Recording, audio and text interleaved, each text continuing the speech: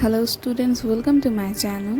তো আজকের টপিক হচ্ছে হরপ্পা সভ্যতার অর্থনৈতিক কার্যক্রম কী ছিল। এটি খুবই গুরুত্বপূর্ণ একটি প্রশ্ন। আশা করি তোমাদের সবারই এই প্রশ্নটি খুবই প্রয়োজন।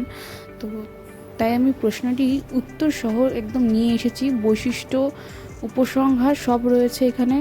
তোমরা এটিকে নোট ডাউন করে নিতে পারো। তোমাদের যদি পরবর্তীকালে কোনো প্রশ্নের প্রয়োজন হয় বা কোনো